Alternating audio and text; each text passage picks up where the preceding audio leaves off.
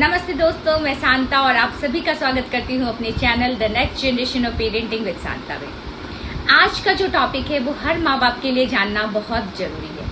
Parenting का असली मतलब क्या है, पेरेंटिंग क्या है, और हम समझेंगे कि कैसे हम न्यूरो साइंस को साथ लेके बेटर पेरेंटिंग कर सकते हैं। न्यूरो साइंस के नजरिए से जानेंगे कि बेटर पेरेंटिंग क्या है। आज के ज़माने में पेरेंटिंग को एक नई सोच चाहिए। अक्सर पेरेंट्स मुझसे कहते हैं, मैम मेरा बच्चा बहुत बोलता है। कुछ बोलते हैं, मैम ये तो चुप ही रहता है। कुछ बोलते हैं, मैम ये फोकस नहीं करता, होमवर्क नहीं करता, पढ़ता नहीं है, दौड़ता है, बैठता नहीं है, बहुत तरह की बातें। तो सबसे बड़ा क्वेश्चन ये है पेरेंटिंग में कि क्या पेरेंटिंग का मतलब बच्चों की कमियां ढूंढना है कि हमारा बच्चा क्या नहीं करता है? नहीं, पेरेंटिंग का रियल मतलब है बच्चों की कमियां को इग्नोर करके उसकी खूबियों को ढूंढना और उसकी खूबी के साथ उसको सपोर्ट करना सो दैट कि उसमें उसका फ्यूचर बन सके।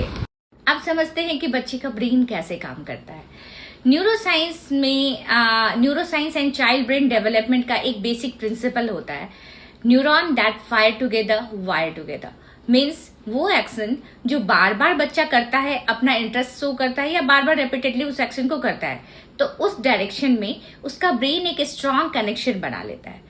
यदि आप बच्चे के नेचुरल इंटरेस्ट को नहीं समझेंगे और उस डायरेक्शन में नहीं काम करेंगे तो वो कनेक्शन वहीं पे टूट जाती है।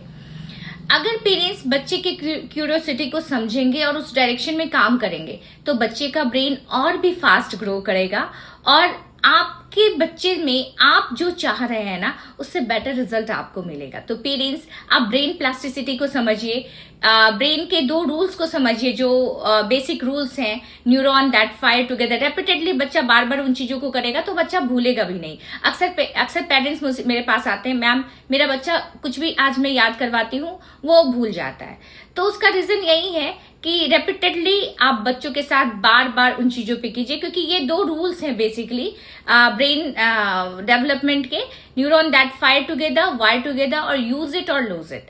तो आप इन चीजों पे काम कीजिए, डेफिनेटली आपको पॉजिटिव रिजल्ट मिलेगा।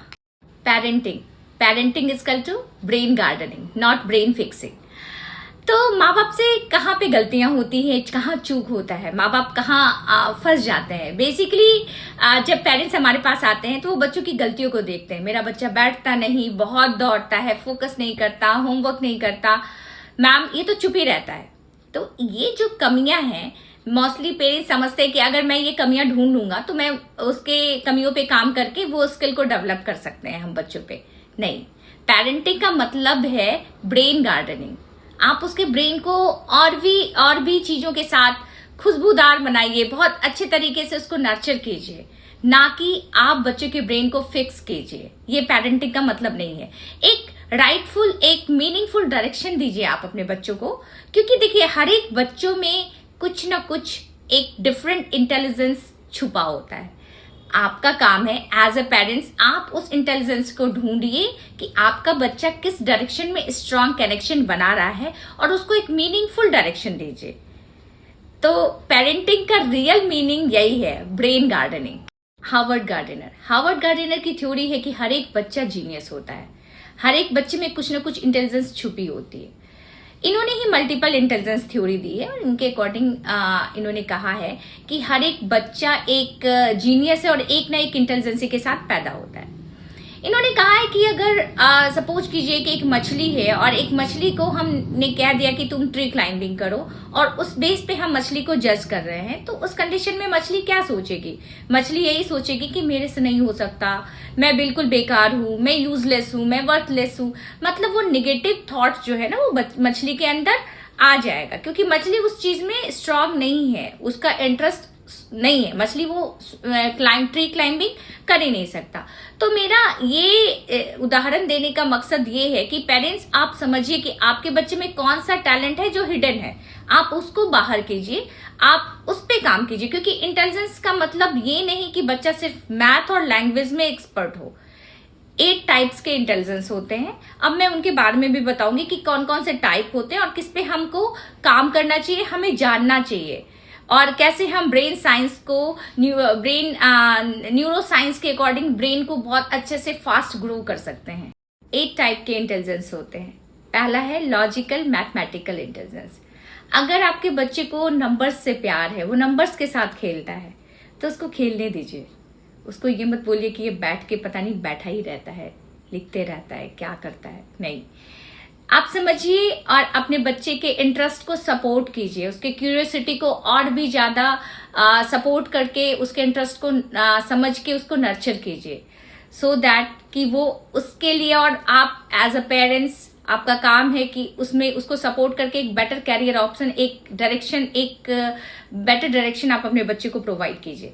आपका बच्चा एक अच्छा साइंटिस्ट बन सकता है, आपका बच्चा एक डाटा एनालिस्ट बन सकता है, इंजीनियर बन सकता है। बहुत सारे ऐसे कैरियर ऑप्शंस हैं जो आपके बच्चे के लिए और आपका बच्चा बन सकता है। और जो दूसरी इंटेलिजेंसी है, लिंग्विस्टिक इंटेलिजेंस, मतलब आपका बच्चा बोलने में भी उतना ही स्ट्रांग है और लिखने में भी उतना ही स्ट्रांग है। दोनों स्किल उसके बहुत स्ट्रांग है। मीन्स आपका बच्चा एक प्रोफेसर हो सकता है, एक टीचर हो सकता है, एक लॉयर हो सकता है, एक जर्नलिस्ट हो सकता है। बहुत सारे कैरियर ऑप्शंस हैं। तो अपने बच्चे के इंटरेस्ट को ढूंढ के उसको नर्चर करना नहीं भूलिए। तीसरे नंबर पे म्यूजिकल इंटेलिजेंस आता है, मतलब आपके बच्चे को म्यूजिक और राइम्स से बहुत इंटरेस्ट है, तो वो एक अच्छा सिंगर हो सकता है, वो एक अच्छा म्यूजिशियन हो सकता है, वो एक अच्छा साउंड एनालिस्ट हो सकता है। बहुत सारे ऑप्शंस हैं, वो हो सकता है। फोर्थ नंबर पे बॉडीली काइनेस्थेटिक, मतलब आपके बच्चे को मूवमेंट से प्यार है। वो बैठ के नहीं, एक जगह टिक के बैठेगा नहीं, कभी यहाँ दौड़ना, धूपना, उछलना, कूदना, उसको बहुत प्यार है। मतलब आपके बच्चे का ग्रॉस मोटर स्किल बहुत एक्टिव है। तो जब वो ये काम कर रहा है, उछल रहा है, कूद रहा है, तो आपको समझना है कि बॉडीली काइनेस्थेटिक आपका बच्चा बहुत स्ट्रांग है। तो उस दिशा में आप उस पर काम कीजिए। एक अच्छा डांसर हो सकता है, एक अच्छा कोरियोग्राफर हो सकता है, एक अच्छा एथलीट हो सकता है। बहुत सारे ऑप्शंस हैं, आपका बच्चा हो सकता है। इंट्रापर्सनल स्किल, जो अपने इमोशंस को समझते हैं और इमोशंस को समझ के अपने आप इमोशन को रेगुलेट करते हैं, वो एक अच्छे राइटर बन सकते हैं, वो एक अच्छे लाइफ कोच बन सकते हैं, एक अच्छे फिलोसफर बन सकते हैं। अब जो छठे नंबर पे वो है स्पैटियल इंटेलिजेंस, मतलब आपका बच्चा ड्राइंग में बहुत सुंदर है। ड्राइंग के साथ साथ उसकी विजुअलाइजेशन बहुत अच्छी है। पहले वो विजुअलाइज करके फिर उसको पन्नों पे उतारता है। मतलब आपका बच्चा एक अच्छा ग्राफिक डिजाइनर बन सकता है, एक आर्किटेक्ट बन सकता है, एक आर्टिस्ट बन सकता है। अब जाके एक और इंटेलिजेंसी है जो कि 7वें नंबर पे आती है, और वो इंटेलिजेंसी है कि इंट्रोपर्सनल स्किल, मतलब एक दूसरे के साथ इजीली कनेक्ट कर पाना। ऐसे लोग बहुत इजीली दूसरे के साथ कनेक्ट कर पाते हैं, कर जाते हैं। आपने देखा होगा कभी कभी ऐसा होता है, एक ऐसा इंसान है जिसके आने से पूरे समा में रौनक सी आ जाती है और वो सबके साथ सबका फ्रेंड बन जाता है। मतलब वो एक दूसरे के साथ इजीली कनेक्ट कर पाता है। एक अच्छा साइकोलॉजिस्ट बन सकता है, एक अच्छा लाइफ कोच बन सकता है। मतलब उसके आने से उसको लगता है कि वो सबके साथ सब उसका फ्रेंड हो। तो ये जो स्किल है ये हमें जानना है। हम तभी एक बेटर पेरेंटिंग कर सकते हैं जब हम इन चीजों को जाने कि हाँ ये भी कोई चीज है और इसके बिहाफ पे हम अपने बच्चे के लिए बेटर कैरियर ऑप्शन देख सकते हैं, बच्चों को गाइड कर सकते हैं और बच्चे को एक राइट डायरेक्शन दे सकते हैं। क्योंकि रियल पेरेंटिंग का मतलब है एक राइट डायरेक्शन देना। और जो सबसे लास्ट में इंटेलिजेंसी है दैट इज नेचुरलिस्टिक इंटेलिजेंस, मतलब आपके बच्चे को नेचर से बहुत प्यार है, पेड़ पौधा हरियाली, मतलब नेचर लवर। तो ये भी एक इंटेलिजेंसी है और इसमें भी बहुत सारे कैरियर ऑप्शंस हैं। तो जो नेचुरलिस्टिक स्मार्ट है वो एक अच्छे बायोलॉजिस्ट हो सकते हैं, जियोलॉजिस्ट हो सकते हैं, बोटनिस्ट हो सकते हैं। तो अगर पेरेंट्स आपका बच्चा भी किसी न किसी चीज में नेचुरली गिफ्टेड है तो उसको पुश मत कीजिए, उसको सपोर्ट कीजिए, उसके इंटरेस्ट को समझिए, उसको नर्चर कीजिए। क्योंकि एज अ पेरेंट्स हमारा काम सिर्फ ये नहीं है कि हम बच्चे को सिर्फ डॉक्टर और इंजीनियर बनाएं, हम बच्चे के इंटरेस्ट को समझें, फिर उसके लिए उसको हेल्प करें। क्योंकि उस टाइम में जब बच्चा छोटा होता है तो उसकी लॉजिकल जो ब्रेन है वो डेवलप नहीं होती। तो एज अ पेरेंट्स ये हमारा काम है कि हम बच्चों को समझाएं कि बच्चा आप इस चीज में इंटेलिजेंट हो, आपको इस चीज में मजा आ रहा है, तो इसके अकॉर्डिंग आपके लिए ये बेटर होगा। तो एक राइट गाइडेंस बहुत जरूरी है।